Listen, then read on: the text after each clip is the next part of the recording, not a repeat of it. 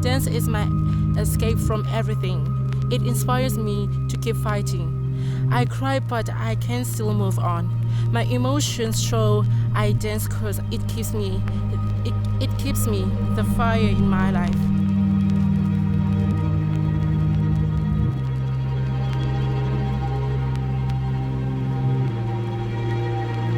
A sort of way to just letting out emotion. Dancing is a way of connecting with people, let them know what you're doing. It's telling a story in a way. So I just like doing it.